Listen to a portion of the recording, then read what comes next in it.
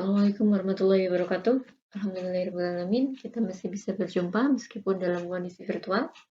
Semoga anak-anakku semua dalam keadaan sehat walafiat tanpa kekurangan suatu apapun. Untuk memulai materi kali ini, mari kita membaca Bismillahirrahmanirrahim. Semoga apa yang kalian pelajari ini bisa diterima dengan baik. Oke, saya kali ini akan menjelaskan tentang limit fungsi trigonometri pada bagian ketiga. Pada bagian 1, pada bagian 2 sudah saya sampaikan sebelumnya, rumus dasar atau limit fungsi trigonometri yang paling dasar atau sederhana. Untuk yang limit fungsi trigonometri bagian ketiga ini, kita akan membahas bagaimana jika terdapat cos pada soal limit trigonometri. Jika kalian pahami atau sadar betul bahwa bentuk sederhana limit trigonometri itu hanya berlaku untuk sin dan tan saja, nggak ada cosnya ya. Ini hanya sin, tan, sin per tan per sin. Jadi hanya sin sama tan aja kita bisa menggunakan limit bentuk sederhana ini menjadi A per B atau kita ambil koefisiennya aja. Nah, gimana kalau bentuknya ada cosnya? Kalau ada cosnya, kalian nggak bisa pakai sifat ini. Nggak bisa langsung diambil koefisien dari X saja. Harus diselesaikan menggunakan identitas trigonometri atau rumus trigonometri. Ya. Jadi, setiap kali kalian bertemu ada soalnya itu ada cosnya, berarti kemungkinan besar harus diselesaikan dengan identitas trigonometri.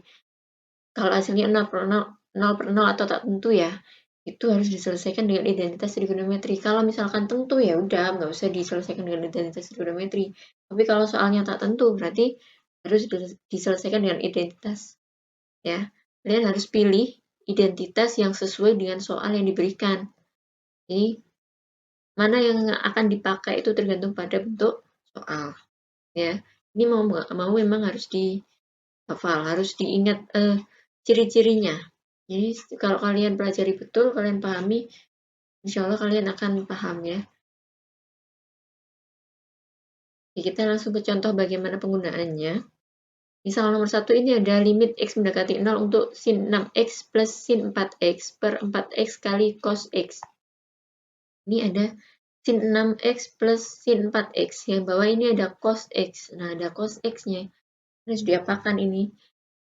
Ini kalian lihat dulu. Kalau kalian ketemu soal seperti ini, kalian lihat dulu yang atas, yang pembilangnya ini ya.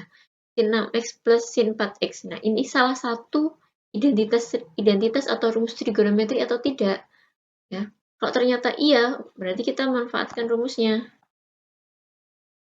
Ini ya. Ini rumus yang dipakai kan sin 6X plus sin 4X. Ini bentuk penjumlahan kan. Sama seperti rumus trigonometri nomor 18 di tabel tadi ya. Nah ini yang kita pakai berarti sin A plus sin B. Sama kan? Kenapa Bu nggak seperti yang cara mengerjakannya nggak seperti kemarin ya bagian 2. Seperti ini, dijadikan seperti ini mungkin. Sin 6X per 4 dipecah jadi 2. Ini kan ada 2 gitu ya. Ini nggak boleh. Kenapa? Karena ini yang atas ini kan penjumlahan, yang bawah ini perkalian. Kecuali kalau yang atas ini perkalian, yang bawah perkalian, itu baru boleh dipecah. Ini bentuknya bukan plus tapi kali ya. Itu boleh. Tapi ini atas sama bawah ini beda, berarti nggak boleh diubah jadi seperti ini tuh nggak boleh ya.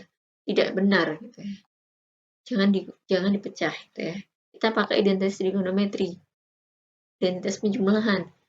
A-nya berarti 6X, B-nya berarti 4X. Tinggal substitusikan pakai rumus yang ini. Ya. Jadi seperti ini. A plus B, A min B. Ya, sama ya.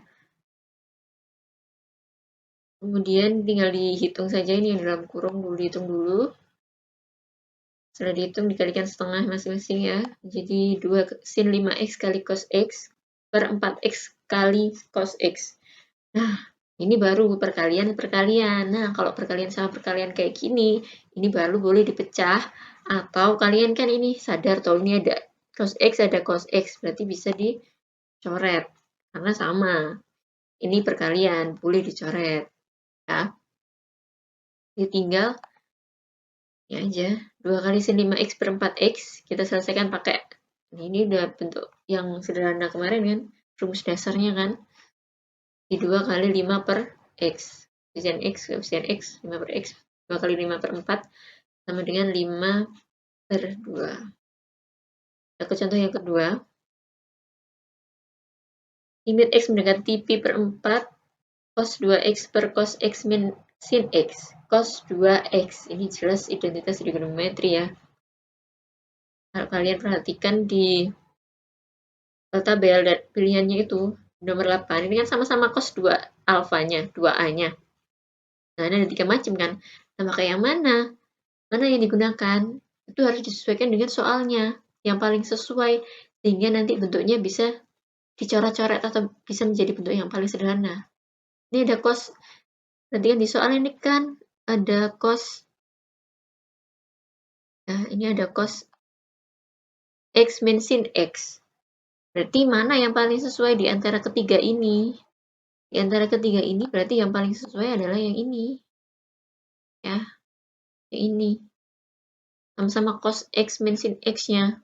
Nanti cos 2 alfanya, cos 2x-nya kita ubah menjadi cos kuadrat x min sin kuadrat x. Seperti ini, ya. Nah, ini sudah menjadi cos kuadrat min sin kuadrat. Kalau kalian ingat betul, itu kan ada kuadrat yang bentuknya a kuadrat min b kuadrat, itu kita faktorisasi menjadi a min b kali a plus b. Berarti ini juga sama. A-nya cos x, b-nya sin x. Berarti menjadi cos x min sin x kali cos x plus sin x. A min b, a plus b. Udah, ini ada cos x di atas. Cos x min sin x di atas, ada cos x min sin x di bawah. Berarti bisa dicoret, tinggal cos x plus sin x. Sederhana kan sudah. Nah, kalau sudah bentuk sederhana seperti ini kita nggak pakai kita nggak pakai rumus dasar ya, karena kan bukan bentuk pecahan toh ini. Ini bentuk penjumlahan biasa kan, berarti tinggal disubstitusikan aja. Pi per 4-nya ke ini. Jadi seperti ini. Pi per 4 itu berapa? 90 derajat. Nah, ini tinggal dihitung aja. Cos 90 berapa? Sin 90 berapa? Dijumlahkan hasilnya. Oke, untuk soal yang ketiga. Nah, 3 ini limit x mendekati 0, 1 min cos x per 2x sin x. Lagi, perhatikan yang atas. 1 min cos x. Enggak ada, Bu. 1 min cos x di tabel. Yuk kita lihat. Nah, kan ada kan? 1 min cos x ini adanya cuma 1 min cos kuadrat. Beda ya. Tadi 1 min cos x tidak ada di sini. Salah satunya tidak ada di sini. Jadi terus gimana? Nah, karena nggak ada yang sama persis, berarti kita otak-atik cari yang mana kira-kira bisa menyempitkan ini soalnya. Ini kan ada 1 min cos. Ada angka 1 di sini. Kita pakai bantuan cos 2 al ya. Sama seperti yang contoh 2 tadi. Hanya saja di sini penggunaannya beda. Ini kan cos x1 ya, 1x ya. Sedangkan yang ada di rumus itu 2x. Ya, 2a ini 2x. Nah, ini kan rumus aslinya. Sedangkan di soal kita cos x 1x. Berarti gimana? Berarti yang sebelah sini, ini harus dibagi dengan 2 supaya bisa menjadi, yang ini bisa jadi 1 kan berarti 2 per 2. Ini juga berarti harus dibagi 2 juga, 1 per 2. Ini juga dibagi 2 juga, menjadi 1 per 2. Hasilnya menjadi cos x sama dengan cos kuadrat x per 2 min sin kuadrat x per 2. Ya, substitusi. Ini nah, bentuk seperti ini kan masih dalam kurung, silakan dibuka kurungnya. Min kali min berarti sini jadi plus. Nah, terus diapakan Bu? Ini masih ada cosnya. Berarti salah dong? Enggak. Kita menuju ke arah yang benar. Ini ada, kita lanjutkan lagi kalau ketemu cos lagi, kita lanjutkan sederhanakan lagi menggunakan identitas trigonometri. Mana yang dipakai? Ya ini. Identitas trigonometri nomor 2. Ya. Sin kuadrat x sama dengan 1 min cos kuadrat x. Ini kan kita punya 1 min cos kuadrat x per 2.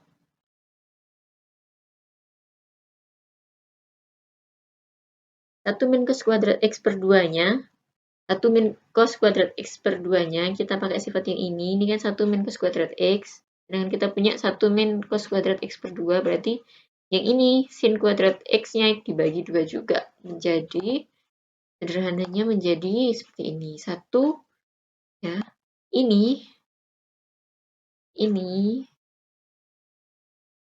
menjadi sin kuadrat X per 2.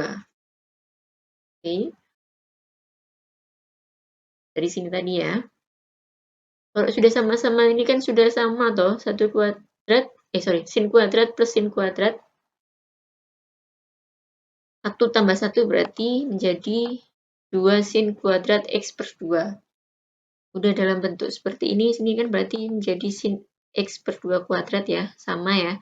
Sin X per 2 kuadrat pangkat 2 berarti kalau dipecah ya, dijabarkan, kalau dijabarkan itu menjadi seperti ini. 2 sin X per 2 kali sin X per 2.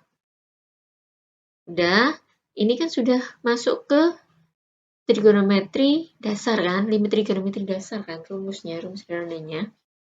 Tinggal kita ambil koefisien dari X-nya. Jadi 2 kali setengah kali setengah juga. Ini bukan 0 ya. Bukan 0 per 2, ini 1 ya. Koefisien di depan X ini 1. Jadi 1 per 2 kali 1 per 2. Per 2 kali 1. Dihitung, hasilnya menjadi 1 per 4. Oke. Ini latihan soalnya, silahkan dicoba dikerjakan. Ya, harus diselesaikan, hanya 2 soal saja. Yang nomor 1 itu, kalian itu kan jelas ya, di atas ini ada 1 min cos 2 alfa. Tinggal cos 2 alfa mana yang digunakan, itu yang harus kalian taati, mana yang sesuai gitu ya. Kemudian, ini yang nomor 2 ini sin 6x sin 6x min sin 4x. Berarti kita pakai identitas pengurangan trigonometri ya. Hampir sama dengan nomor 1, hanya saja beda operasi. Yang tadi plus, yang sekarang min, mana rumus yang dipakai, itu silahkan dicari ya. Di intinya yang nomor 1 yang harus diperhatikan adalah kalau kita ketemu ada soal cosnya atau hasilnya tak tentu ya, itu kita gunakan identitas trigonometri. Mana yang diubah itu kalian perhatikan dulu yang pembilangnya ya, yang atas itu bisa diubah nggak pakai identitas trigonometri. Kalau bisa, silakan dipilih yang sesuai sehingga nanti bisa dicoret dengan yang di bawah atau bisa menjadi bentuk yang paling sederhana ya. Kalau sudah dalam bentuk yang paling sederhana, nanti pasti akan kalian ketemu dengan sifatnya yang paling akhir, nanti pasti ketemu dengan sifatnya limit trigonometri rumus dasar. Kalau kalian nggak ketemu sampai rumus dasarnya, berarti ada yang salah di penyederhanaan identitas trigonometrinya ya. Bisa dibilang agak sedikit susah, tapi kalau misalkan kalian berusaha untuk memahami pelan-pelan, itu pasti akan ketemu cara yang paling mudah menurut kalian masing-masing gitu ya. Silakan dibuka lagi buku identitas trigonometrinya. Silakan diulang lagi videonya. Kalau ada yang belum dipahami, bisa juga WA ke saya, silahkan. Oke? Tetap semangat belajar di era pandemi ini. Tetap menjadi siswa yang punya semangat belajar, berprestasi di masa pandemi. Jangan lupa sholatnya, doanya diperbanyak lagi ya. Banyak waktu luang yang kalian punya di rumah, manfaatkan dengan sebaik-baiknya. Assalamualaikum warahmatullahi wabarakatuh.